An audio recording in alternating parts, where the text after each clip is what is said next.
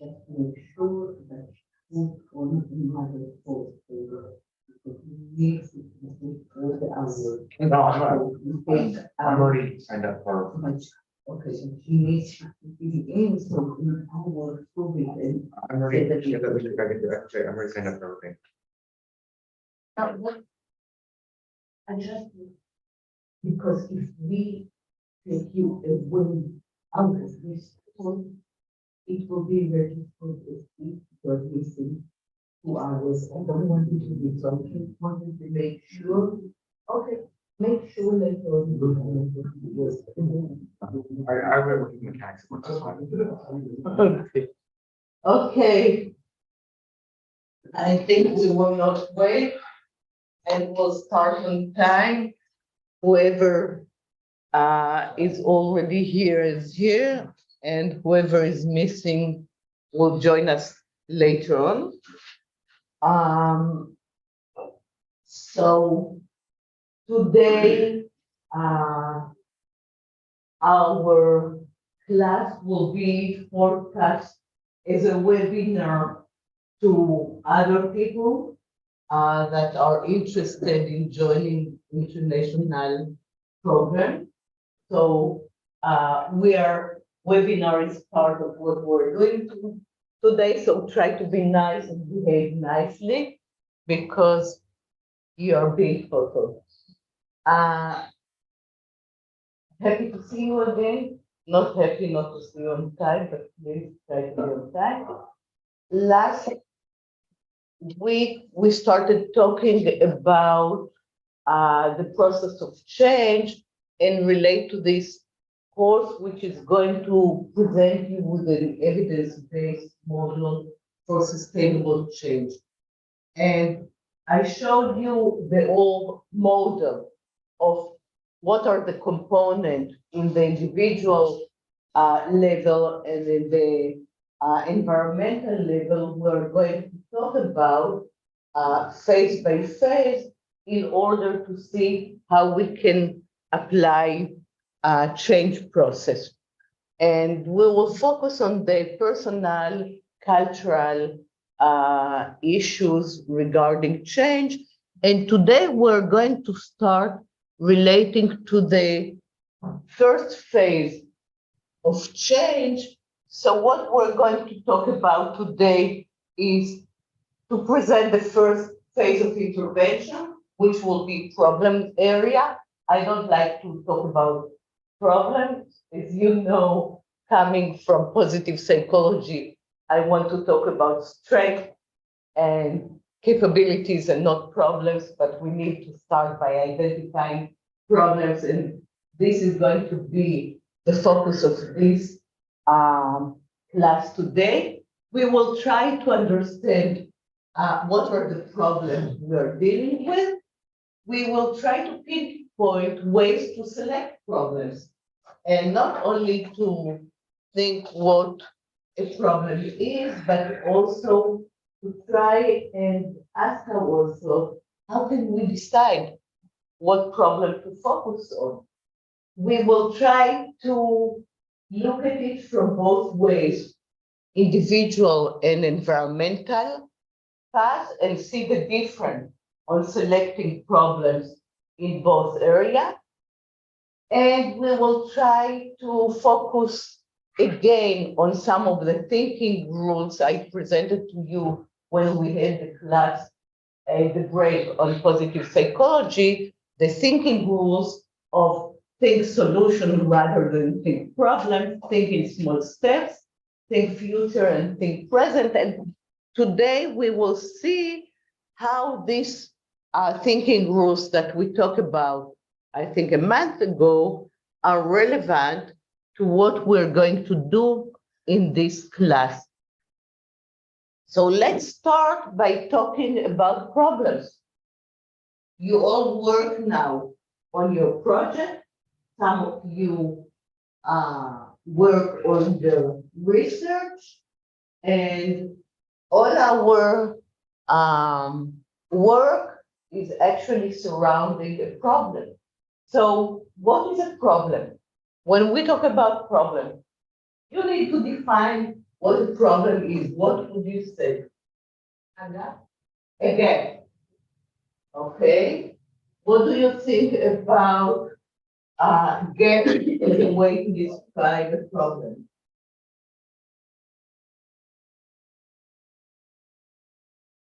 A gap can be a good definition because we say something is missing, right?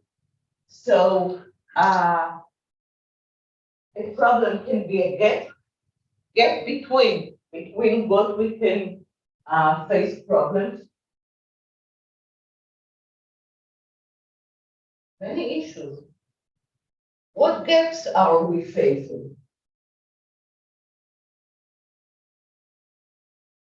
Can be gaps between knowledge and reality, needs and the way to fulfill the needs. Many kind of issues. What kind of problems we face when we talk about sustainable development? All of you are involved now in the project. What problems we work with? Are you still awake? In terms of the economic, hygiene, like wash, for example, energy, food security, all the development. Everything, right? Economical situation, energy, biogas, nutrition, agriculture, whatever. No one comes to us and say, hey, I'm very happy, what to do with it. Either in the individual level or in the community, environmental, world level, we're bothered with problems, lack of something need to be accomplished, done, exist, and is not. So a gap can be a good way to relate to it. Gap needs, necessities, harm, obstacles. So problems is usually something bad, something that none of us wish to face, right? We want to have wonderful life without having problems. Unfortunately, it is not a fairy tale, and we face problems always. So the question is, and this is what we will talk about in this course, how do we cope with problems? What component we need to mobilize in order to solve problems? But first of all, what are the problems and how we can define or decide what problems we're focusing on? So if we thought of definition of problems and what are problems, obstacles, gap, diversities, why do we need to solve problems?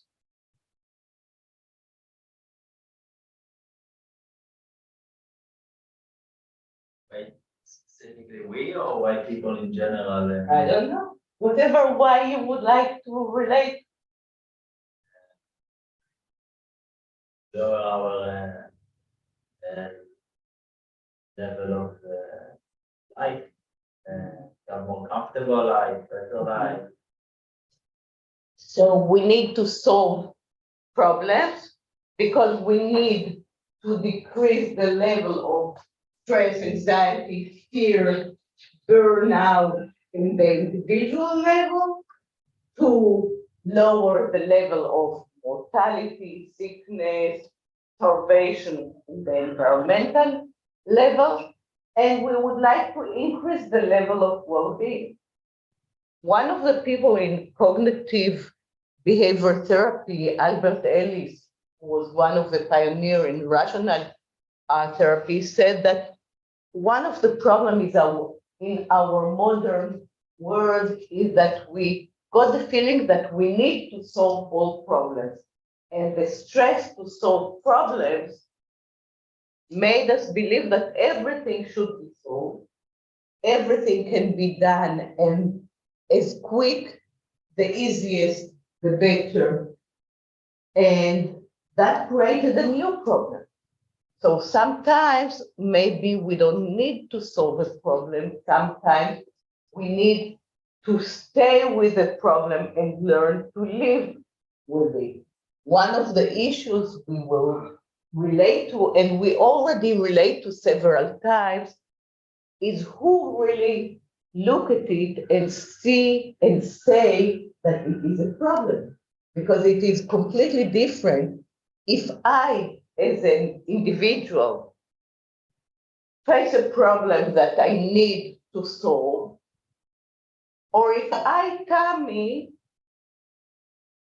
look at, I don't know, India and think that they need to solve a problem, and it's completely different whether the Indian people think that it is a problem and they wish to solve it, or whether I, Tammie, who came from another culture and another world, think that they need to solve it.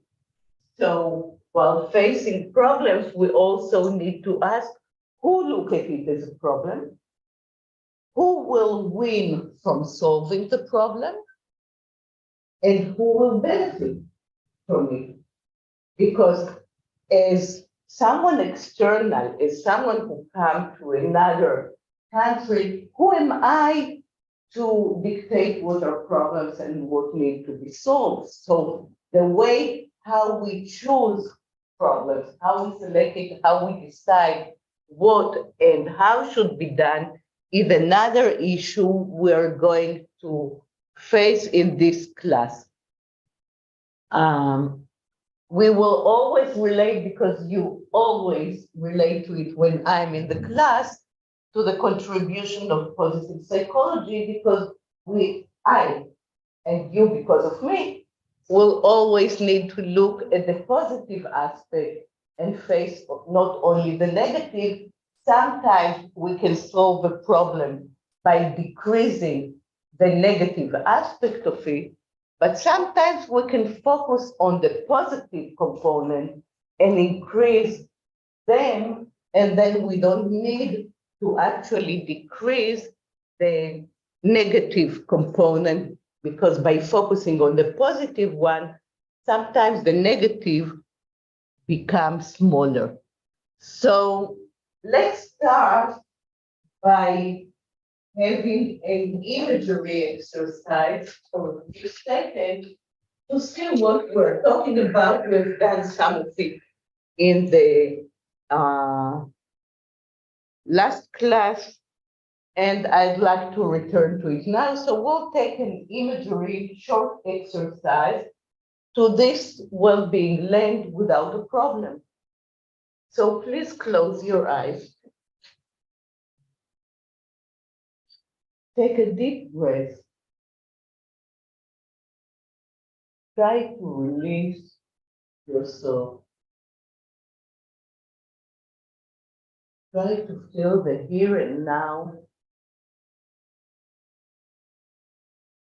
If any thoughts come into your mind, just let it go and focus on yourself,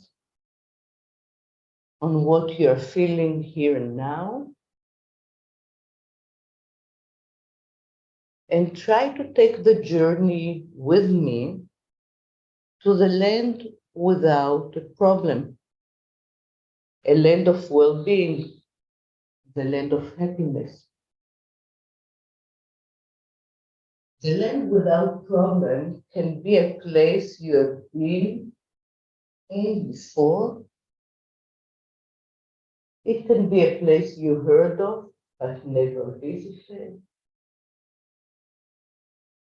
It can be an imagery place that you create for yourself. On your road to this land of no problem, pay attention to the colors around you, to the noise, to the voice, to the smell.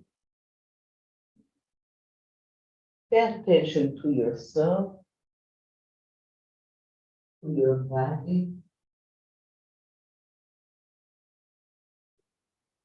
Try to see the way you look like when you're this land of happiness with no problem.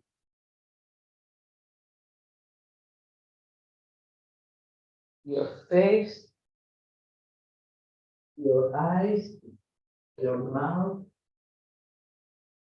your non-verbal language,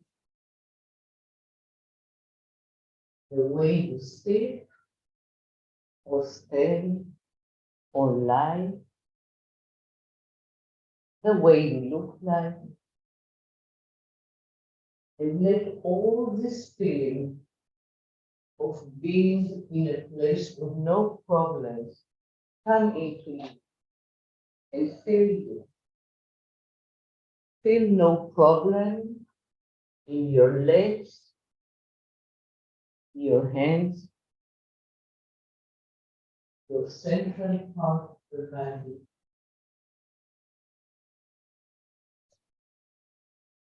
Your chest, your shoulder, your head. Try to focus on how it is to be in a place with no problem. How much you like it.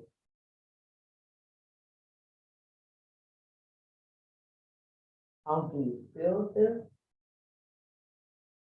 And let this feeling fill you more and more and more. And as you feel content, staying there, unfortunately, slowly, you'll have to step back and come back here and now to our class, to today, to the land of, yes, we do have some problems here. When you feel ready, open your eyes and return here.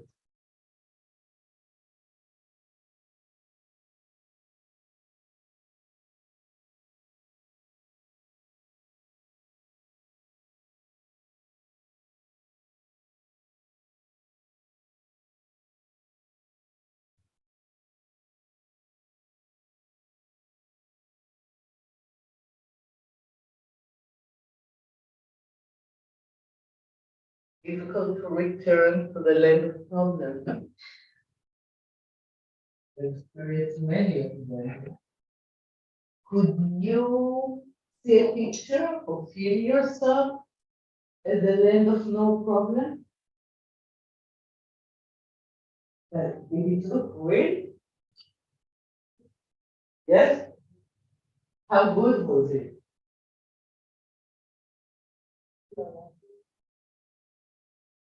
How-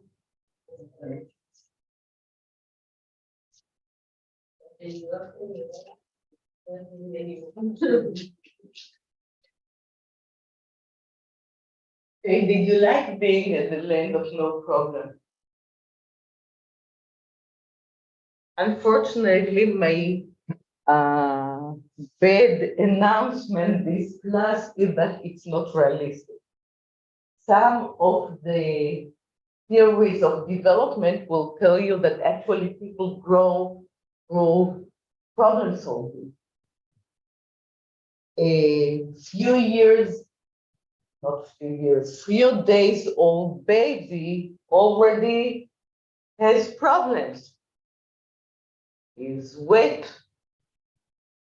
he's starving, he needs people to take him. He later on, at the age of few weeks, he or she are frustrated because they have problem, they want to touch something. They want to get to something and they can't yet control their bodies. So how do children start to grow and develop?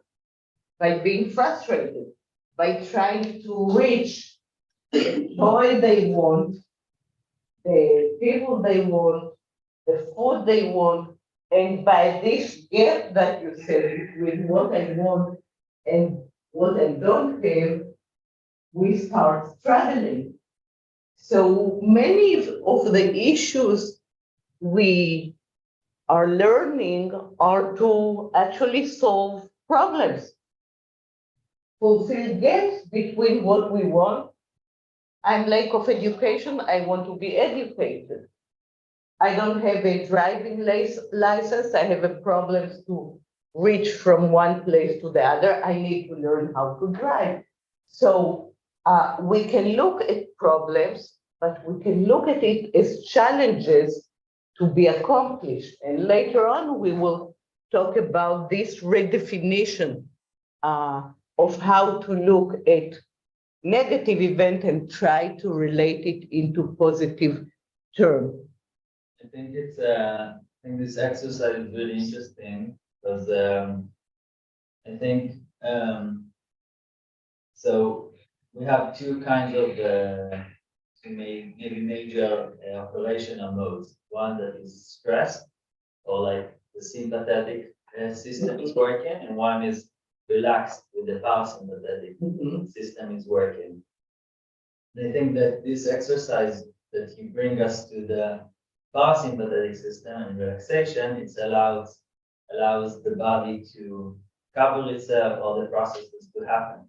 But if you stay all the time in this process, so there's no like development that happen, development also in studies like physiological studies about the sports, for example. So they all the time stress you in order to develop in that sense.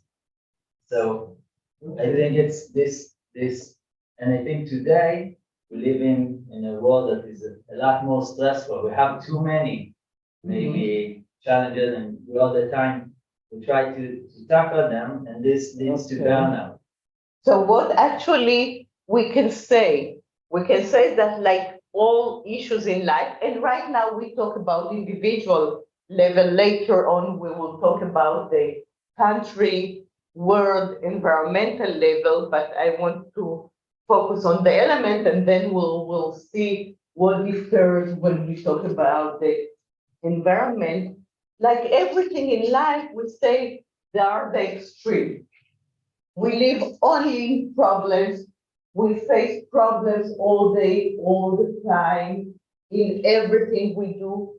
And then we develop stress, anxiety, lack of motivation, burnout, ability to run away. We can live just a second here. We can live in a world when we have no problem. Only peace, only quiet. Will we be motivated enough to do things? So in good life, actually, we need to maneuver between the two. And the question is not whether we face difficulties or problems, but what kind of difficulties we face and how we can cope with it. Because in psychology, we talk about the fact that once we cope and face with crisis, we become stronger. So we can start by saying, who wants to become stronger by overcoming crisis? It's better not to have crisis. But that's life, and we always have it. So the question is not whether or, but how we can move from one to the other, and we can find our way. Yeah. I wanted to say that I think using imagery and all these other gymnastics, not it is not like escape from realities, but I think it, in some sense it helps us imagine of possibilities that can happen if we actually like take the initiative of doing that positive change from the situation that we are in to where we want to be. Because when you close your eyes and you're imagining and like let's say a land without problems, even everyone like for instance, in my case, when I close my eyes, it's not like those problems are out there. It's only that before imagining that there are no problems, I've also taken into account like okay, what are some of the possible things that I can do to take to tackle those challenges that I'm facing to put myself in that position. So it's not necessarily to help us escape, but to give us to help us foresee a future where all these things that we want or we hope to change is actually possible. So from day one in this program, I think you heard from me my basic idea on how we first have to have the dream, the top phase of the ladder, where we would like to be. Because if we don't have a dream, how can we expect our dream to become true? The dream is somewhere in fantasy land. Then we need to return to the ground where we stand now. And then we have to start doing what you're doing now with your project. Start to plan it step by step. Try to reach as much as we can of our dreams. But if we don't have the goals and we don't see the gaps or the difference between where we are and what is our goals, what problems it creates, how will we proceed there? So we need to draw the way and then start the way toward achieving it. So I think there are some big differences between facing problems in individual level and community level, but we'll try to emphasize when we think of a problem. Can you think of some small problem that you have in your life right now? You don't have to tell me, just think of a problem. And as you think of it, try to think what will happen tomorrow, in a week, in a month, in a year, in 10 years. Will I still experience this problem? It is completely different to think that I have a problem now than thinking I have a life problem. I will always face this problem. It will never disappear. So when I start focusing on problems, what I predict, how I predict it to be in the future, what will dictate what phase, what steps I'm going to take in order of coping with this problem.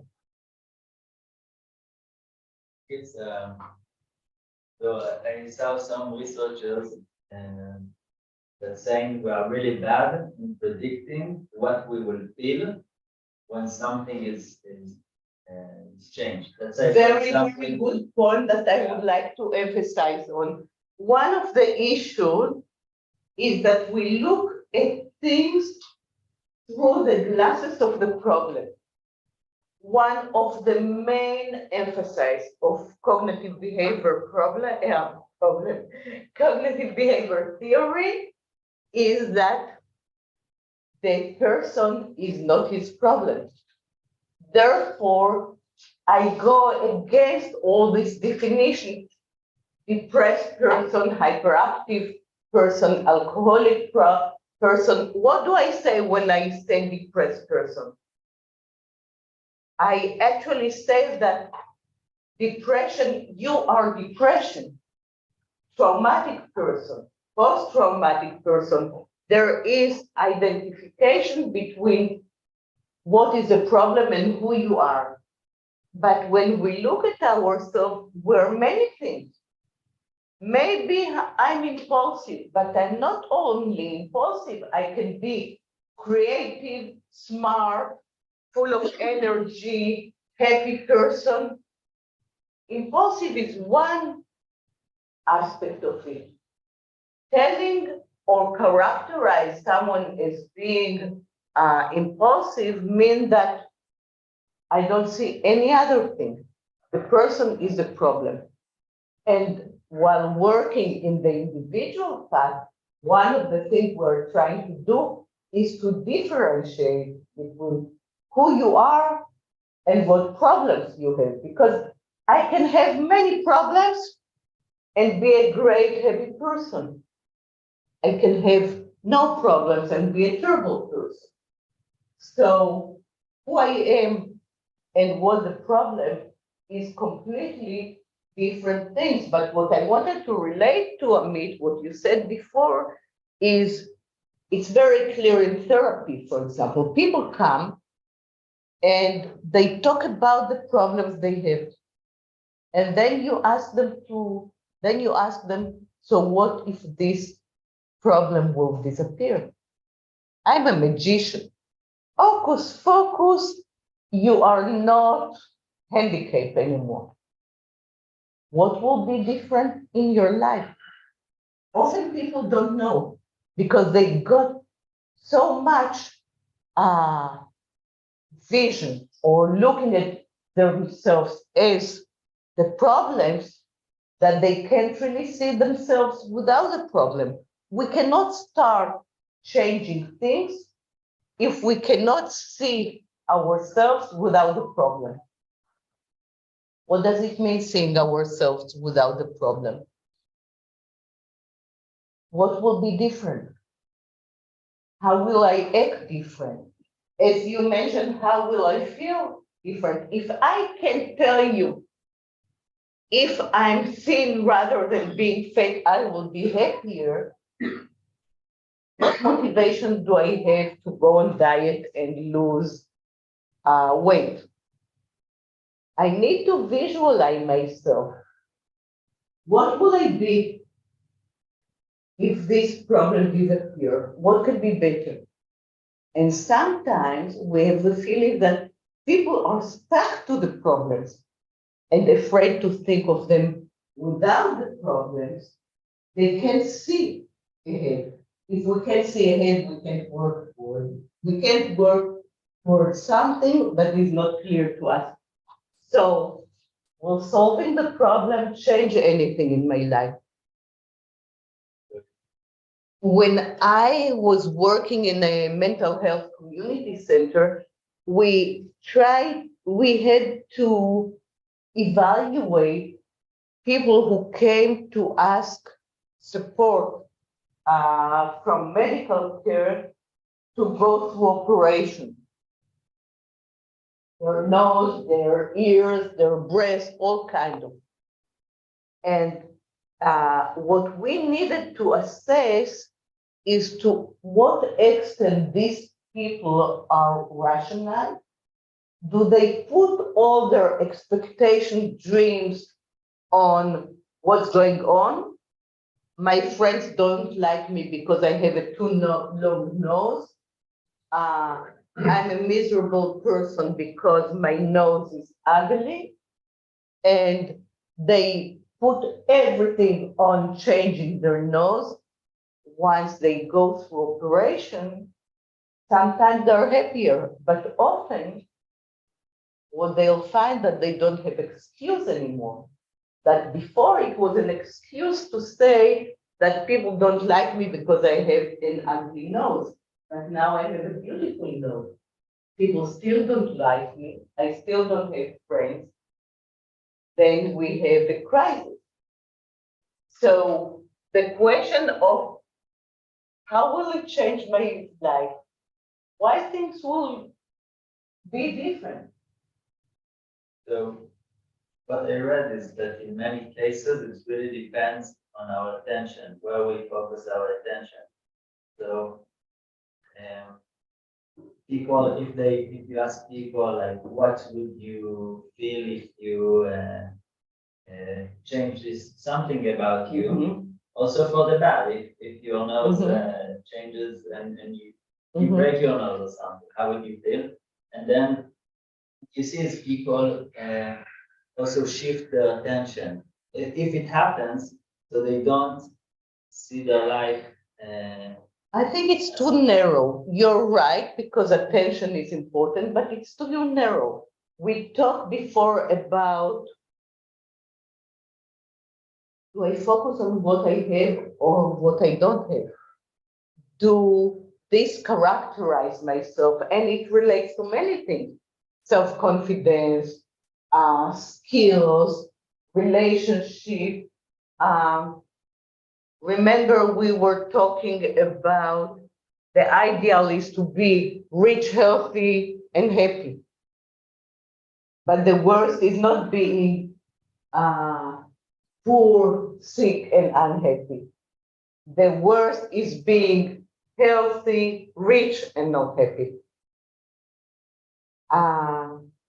And this is part of accepting, learn to identify positive components, learning how to mobilize resources and other things we will talk about for creating a sustainable change. So will staying with a problem actually prevent me from doing this? Can I achieve change without changing the problem?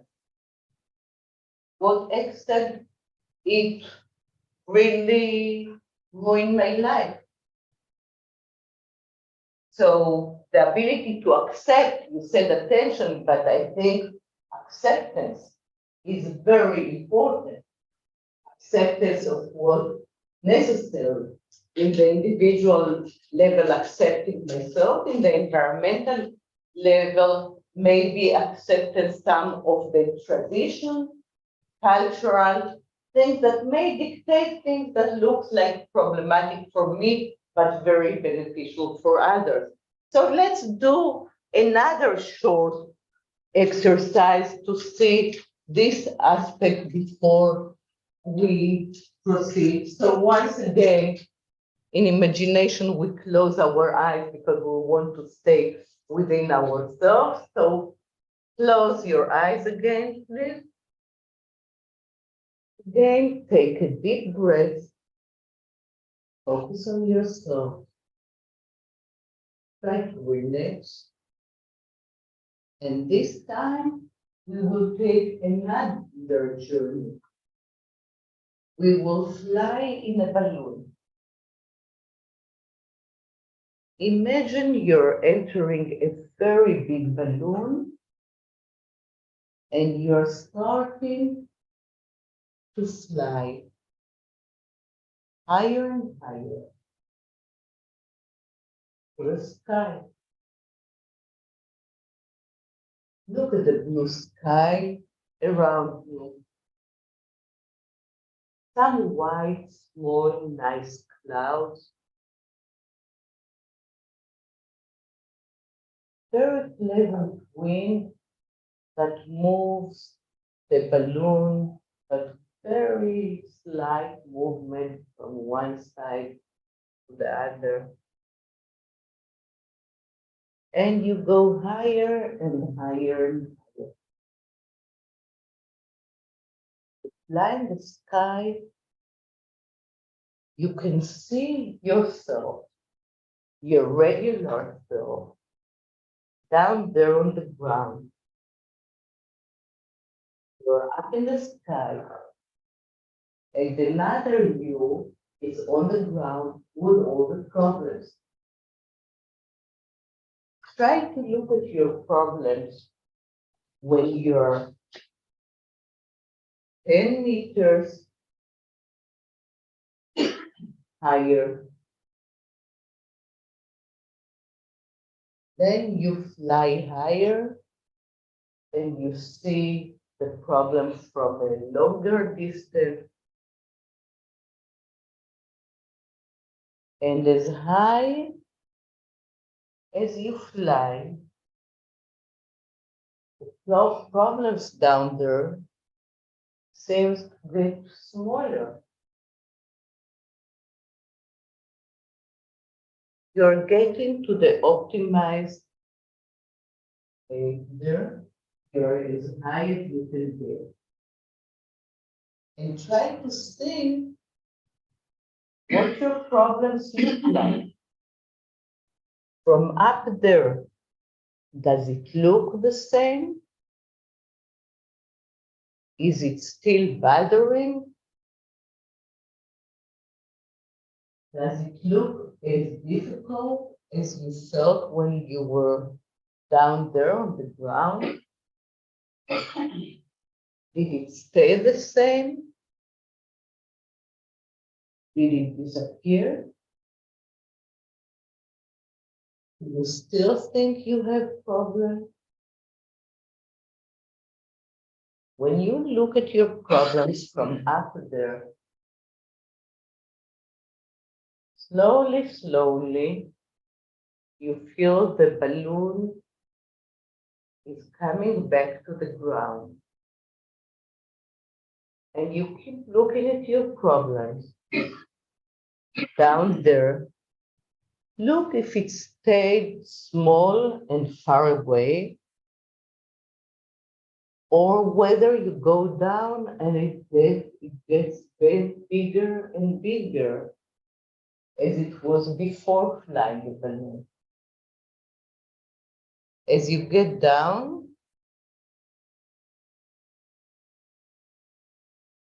open your eyes and return here.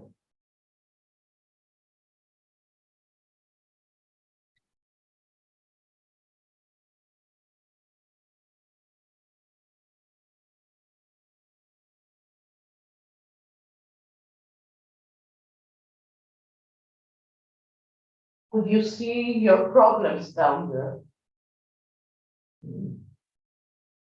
Beyond this paper, like when you imagine yourself away from them and when I back, like when I come back, the difference is like I don't know, I think when I do this exercise, separate myself from them, I can also like find a solution for them in a way. Like not entirely, but I end up coming back with more clarity on possible solution for this.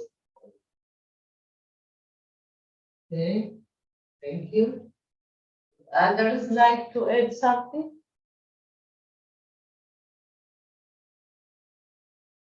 Sometimes as I go up, the problems disappear, and then I ask myself, what really happened? Was it a problem? Did I just make a problem out of nothing? And it's not really important. I was talking with some managers who said that they have all kind of, now it's less papers, more mails, but demands and problems need to be solved. And one of them told me that he has decided on a way to deal with it. He let it aside for a week. More than half of the problem that people ask him to solve, after a week, they don't remember it. It was a problem at that minute.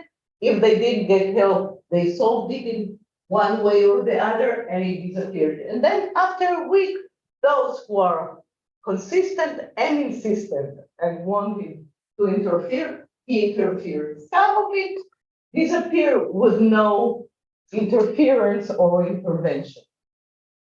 Some of them stay as they were.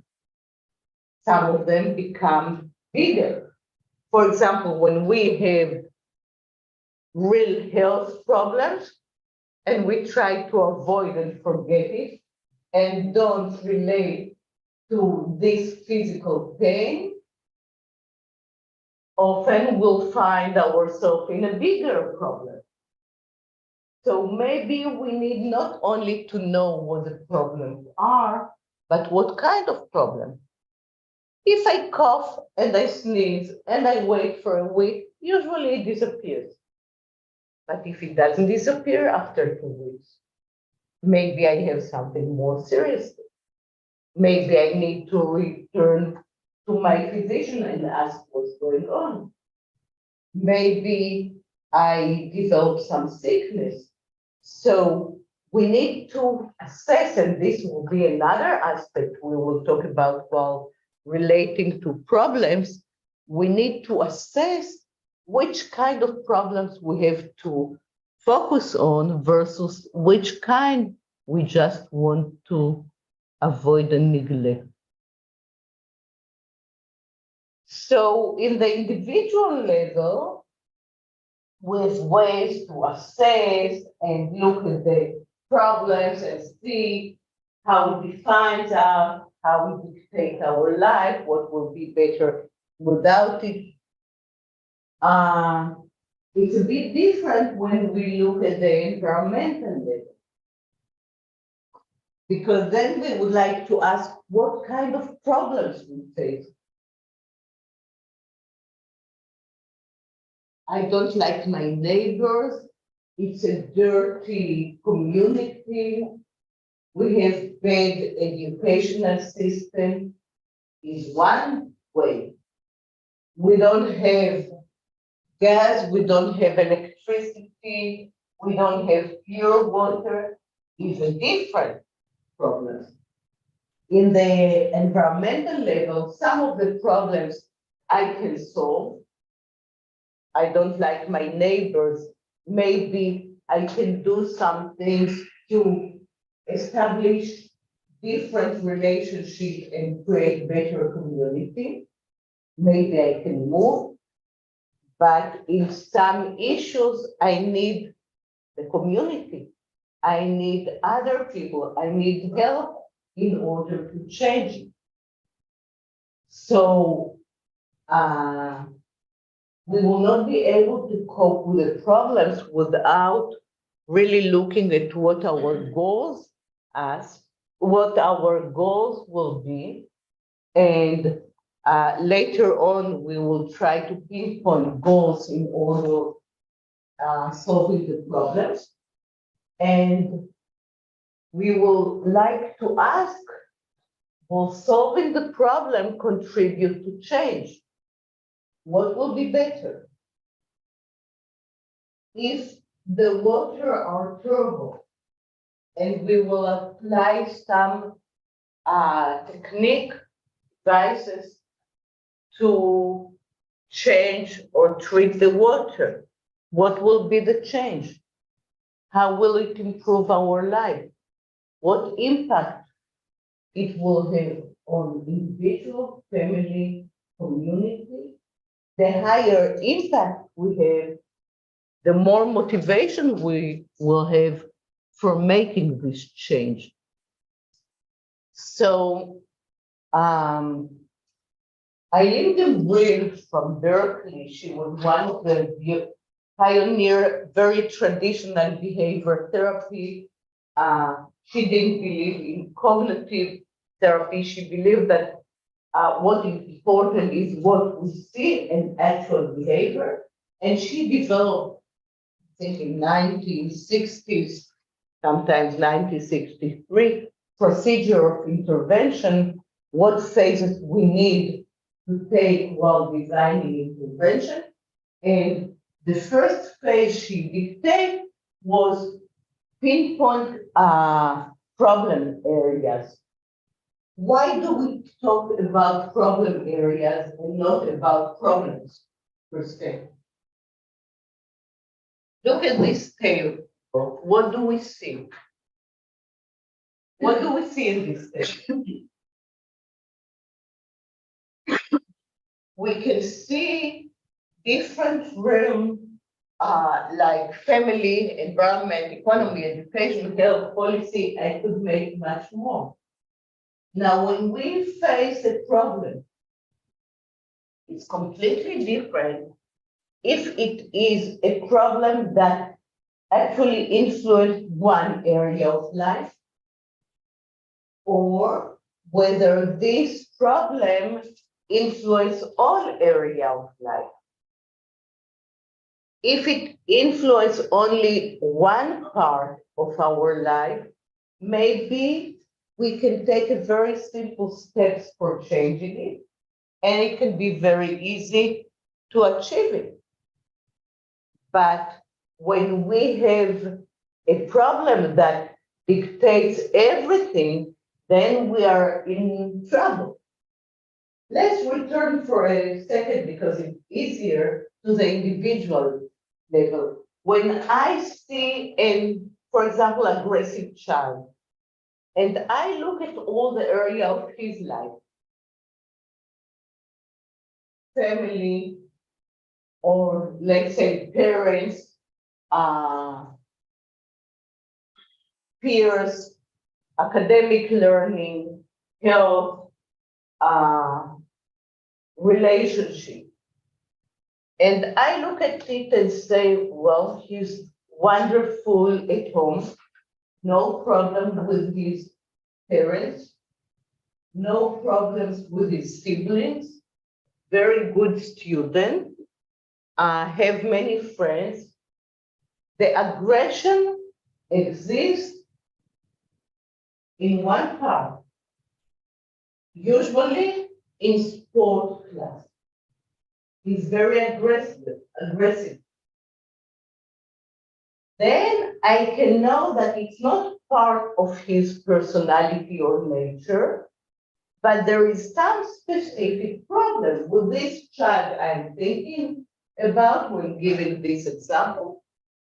He was very competitive child, very smart, but he felt that he couldn't cope with sport. He didn't see himself as good as others. He didn't know how to cope with failure. He was feeling ashamed to compete in running, in doing things. So he always initiates some problems to avoid himself from participating in sport class. Here we understood what was going on, and we saw that there was one area problem, while all the rest having lots of positive component, it was very easy to change. We had to find ways to talk with a sport teacher, to work with a child and find ways how to change. However, if we see an aggressive child that is problematic at home and with his siblings and not learning and failing class and doesn't have friends, we say, listen, there is some umbrella term, something is actually shade all area of life, and these problems appear all over. It means that it's more serious, it's more problematic. We need to cope with different issues. We can find some specific problem, not small but big, but if we come to a village when they don't have a good supply of water, but the only problem they do have water, they have good water. The main issue is to dig a well. It necessitates money, initiate some things, but we know that if we dig a well in a place that will be easy for people to get to, they will have water. It is different than telling they don't have supply of water, but also the water there are very bad. The quality is bad. It's very difficult. The village is spread and digging a well will not solve the problem because it will be difficult for our people to reach the place. By not having water, they can't really cook, they don't get enough water to drink, they don't shower enough, it affects the plantation. So we see that this lack of water facilities actually affect everything in the environment. So our solution, our ways to cope with it is completely different when we see that the problem is in one area, family environment, economic, patient health policy, or in all areas. So one of the phases of trying to understand and learn the problem is to try and see the way it appears all over. In many of the things you're doing, in many of the projects, you didn't select them. We're talking ideally as if you're coming to apply an important project abroad, and you have the ability to select what you would like to do. Here in this program, often you're involved in projects that we already apply or company we work with, so you can't really dictate what issue you're going to work with. You can find your own solution or your interest around this specific issue, but you didn't start by asking what needs to be done. We will talk later on about the way, even when we see all these components, to try and see which behavior characterize each of the area. Not only what kind of problems we have, but what strengths and support we have in each area. And then we can start dealing with how to make change. So how do we start working with this kind of problem? First of all, we need to identify causes regarding the existing problem. If the problem is really the problem, because sometimes the problem is not the problem, it's only the way the problem is being reflected. If the individual where I suffer from headaches, it can be a headache and I take a pill and it will disappear. Until next time I get headache, it's nothing. But sometimes the headache is only a symptom to what? The fact that I don't drink enough, I didn't sleep enough, I didn't eat enough, I drank too much alcohol, I'm sick, I'm stressed. So a headache can be just a headache, and headache can be a symptom to more serious phenomena. So I need to start by asking, what does this problem mean? What it reflects? If I take it away, will things improve? If things will improve if I take it away, then maybe it's only the problem. But if I take it away and things will disappear as they were before, maybe this is not what I need to work with. So what can I learn about this problem? For example, we're working on one of the world problems today is obesity. People are not active enough, they spend too much time with computers and at home, not moving enough, eating lots of junk food. So it's completely different to go through some kind of program to reduce weight when the focus is really how much I weigh. What do I eat? But often it's not a problem of what do I eat, it's a problem of how do I live. If I have some medical problems that result in becoming fatter or thinner, am I not active enough?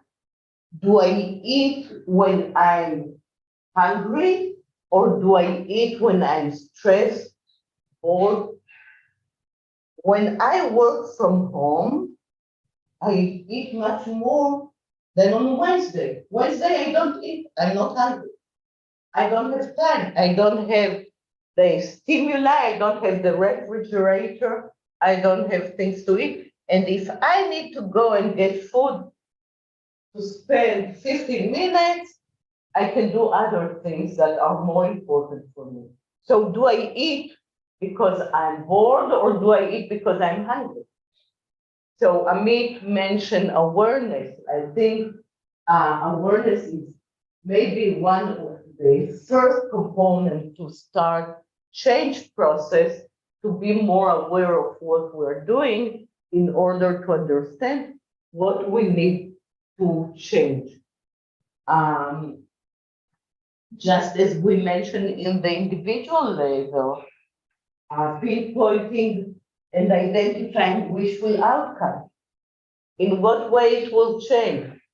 I came from the School of Social Work.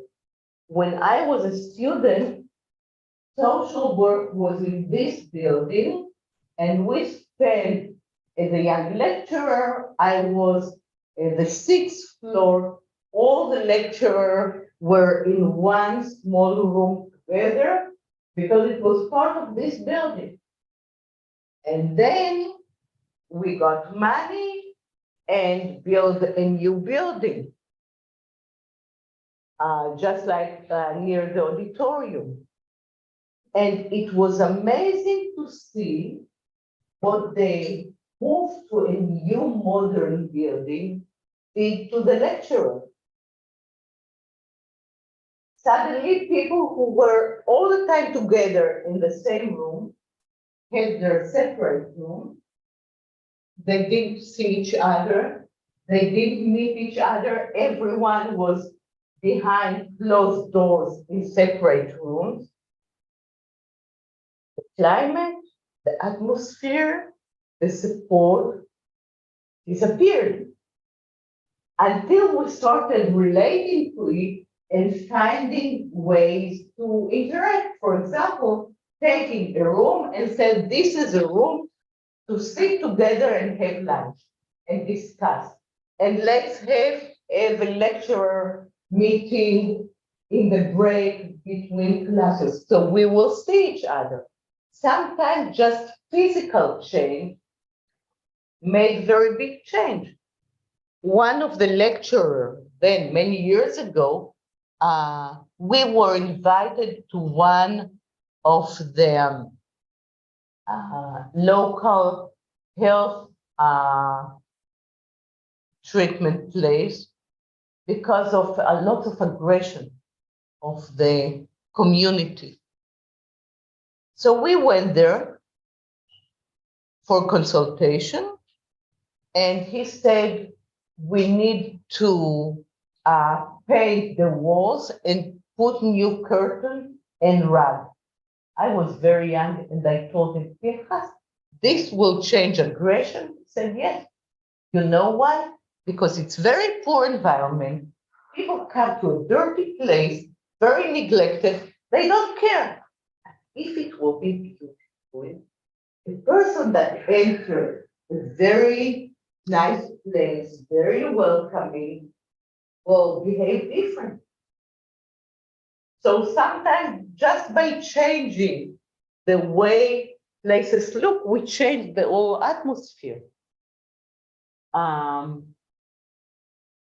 We will need to identify preventive barriers, cause and obstacles in order to facilitate change. So return to this table, we asked if the problem appears in each of the phases. We also want to ask, is there a pattern that is similar in all this area? And another important issue, sometimes we don't need to interfere in everything because we have the prediction that if we interfere in one area, it will affect and start a change process in all other areas. But how do we prioritize things? So there is a model. Like many ideal models, it's very theoretical and usually it's not happening in life. Because these theoretical models say that when we need to select a problem for change, the best way is to look at three issues: degrees of risk, degrees of difficulties, and degrees of success, possible success. Where will be the easiest place to intervene? Where? No risk.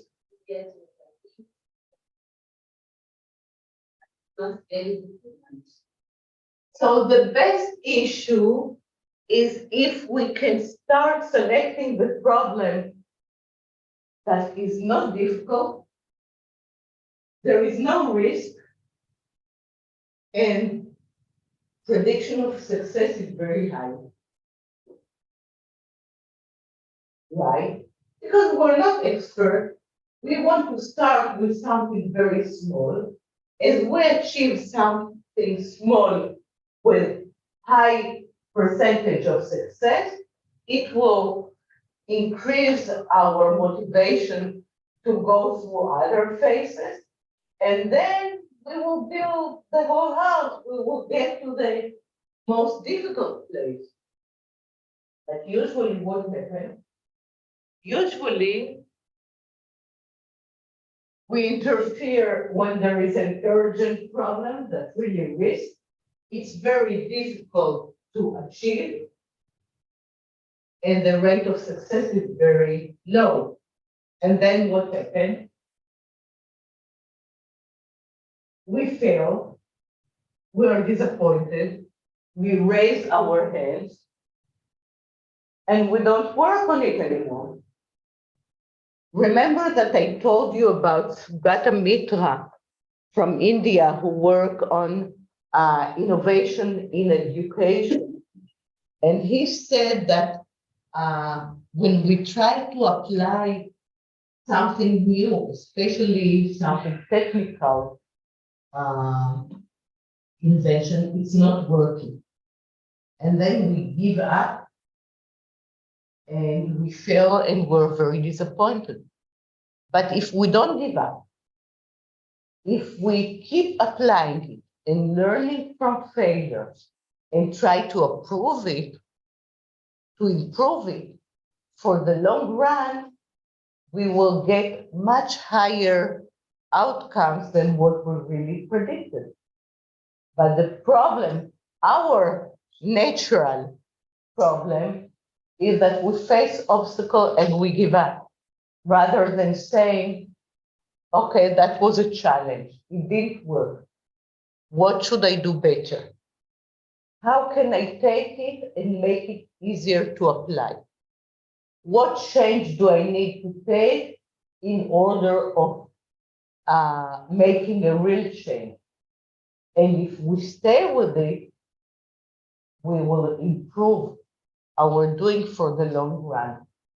But it's not easy because we always also need to resist to failure, disappointed, and stress. We need to tell ourselves we're new, we didn't know yet, we will try. So we need to remember that change is difficult to apply. When we're going to choose a problem, actually, we need to make change. Einstein said that doing the same and the same and the same again and expect different outcomes is stupid. So facing a problem means that if we want to tackle it, we want to face some other way of working with it, not as we used to, but this will be difficult. And the more it is urgent, the more it's difficult to apply, the lower rate of success, the more problematic it is, and the lower successful rate. But if we don't give up and we will continue trying, by the end, we will get there. Another issue we need to mention here is the issue of motivation. We all talk about motivation. Today I spoke with 2-3 people about their project. Everyone mentioned motivation, right? But what is motivation? And whose motivation? And is it really my motivation to apply change, or the people I'm working with that would like to achieve change? Do I come? We have this story about the young child that wanted to do good things to others. So we saw an old lady by the street and he forced her to cross the street because he wanted to help her to cross safely, but she didn't want to cross the street to begin with. So cancer said, He was a psychologist. And he said that we tend to tell that people don't have motivation. This is not true. Everyone is motivated. The problem is what people are motivated to. So the issue is not whether or not people are motivated, but the issue is, do we know what they're motivated to? Is it our motivation or theirs? Can we help them find and increase their motivation? Sometimes people are not motivated or that don't show they're motivated because they're afraid of change, because they don't believe in change, because they don't think they have the tools for change. They don't believe things can be better. So we can't take it for granted. The easiest issue is to say, I will go and make change in a place where people are motivated. But usually, often, what we need is to find people that suffer from the problems and to make them motivated. We make people motivated by telling them how to do it, by educating them, by training them, by practice with them, by showing them what will be better once they face this obstacle. Sometimes we use complete reinforcement. Sometimes we use other kind of reinforcement, flattering people. We will talk later on about early adopters and say how we work with them. So Primark principle is the principle that say you can motivate people to do this by condition it to another activity they like to. So I can't make a child reading a book when he wants to play a computer. But I can tell him, if you read one chapter, you can play in your computer for an hour, then I might challenge him to read by conditioning it with the activity too. Sometimes we can look at this as a way to motivate people. So, as I mentioned before, the ways is to pinpoint what is our goals, selecting a goal, then try to see if we stand here on the ground, what will be when we're at the top level, and then we can start moving from one phase to the other.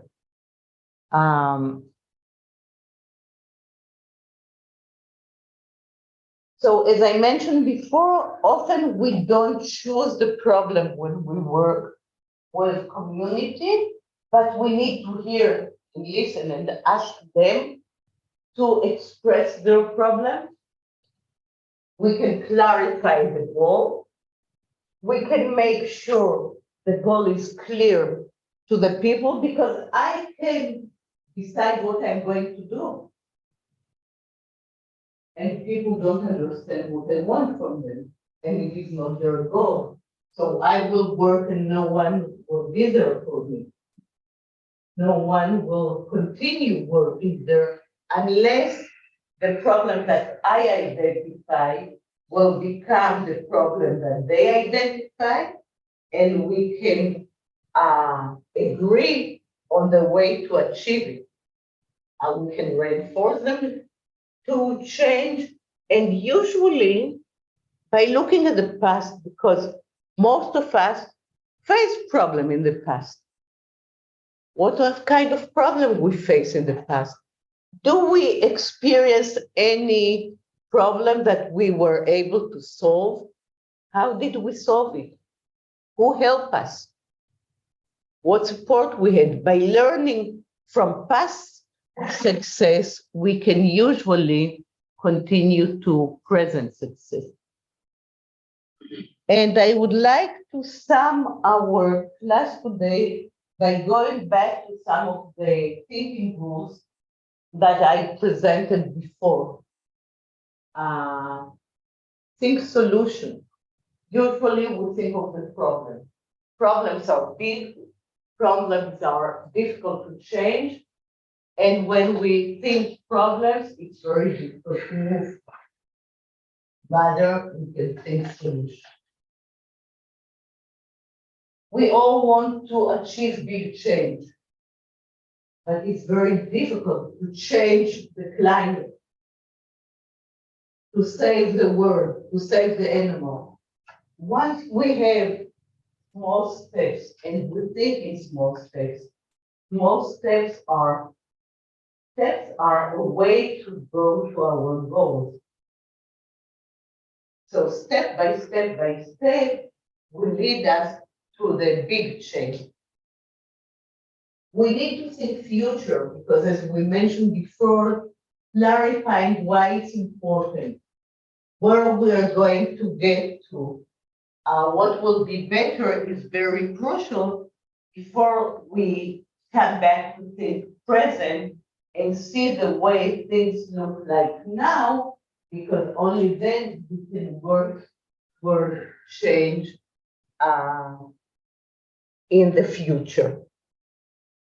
So I think in general, I can give a whole course on problems, but we need to start working on how we get out of problems and how we find solutions.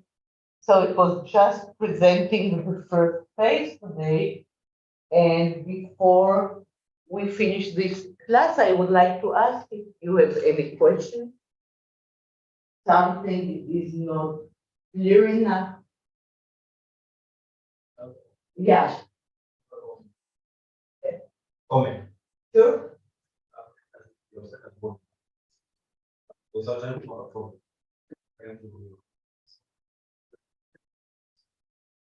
Always you're trying to always you kind of get off that. You like to give up all the life, like you like the bring your achievement, get a very big one to just let it. But surprisingly, like the certain people, how they said for but cheated that they can solve it. Only when you try, you don't really achieve it. And if you see and imagine what you that once I see get thousand back, getting that desire or Big question. I think you mentioned several important things. First of all, we have obstacles. Life are not easy. We will always have them. We're different in the way we solve problems. I have a friend that whenever she feels some pain in her throat, it's terrible, probably a cancer. She knows of someone who died from cancer. And when I talk with her, it's always traumatic. Everything is to the extreme kind of personality. So we are different in the way we relate to problems. I have another friend who always said, it's only like a little stone on the road. You walk on it, you feel some pain, but after a few steps, it disappears. So whether a problem is something that prevents you or a challenge to cope with. So the big question is how we challenge people to cope with difficulties. And I believe that part of it is like the muscles. When I don't move my hand, it will stop functioning. but the more I use my muscles, the stronger muscles I have, and it's easier to reach places I couldn't get to before. So if we look at problems as challenges and as something we need to practice in order to strengthen ourselves, it will be easier and it will give us strength to proceed. But I think big part of your comment is too early to give an answer to, because we will talk later on about different components that each of them is very difficult to talk about each of the phase separately. We need to tie them together and to see how we proceed to enhance our happiness, satisfaction with life, how we can use support, motivation, strength, emotion, self-efficacy, and other components, and everything is a stone on the way. So you'll have to repeat your comment by the end of this class. Okay? This is only the first glimpse to the process of change. And what if you see problems like opportunities, not really problems like when I see a problem, I don't see a problem. I see opportunity. Something. Wonderful, but then you have to convince those who are with you. If you are so positive to see it as an opportunity, and it's not in the individual level, if you define a problem as opportunity, no problem, you will start working with it. But in the community level, you need to start working with the community to increase their belief that it is an opportunity. And unless you succeed in it, and for succeeding in it, you have to clarify goals and forces and resources and abilities and things, and then you will have the community support you, and you can all go in this way. I think it's very important.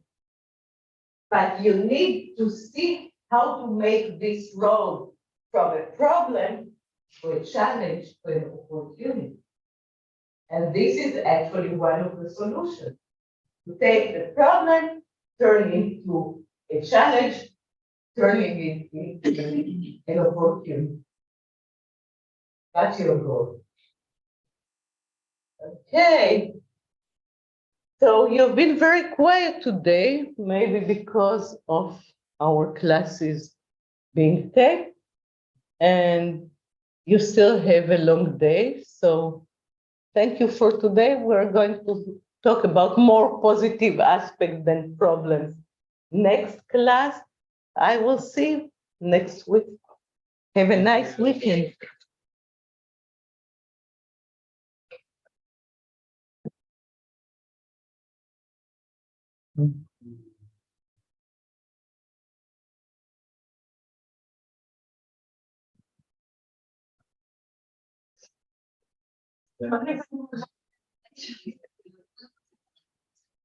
Okay.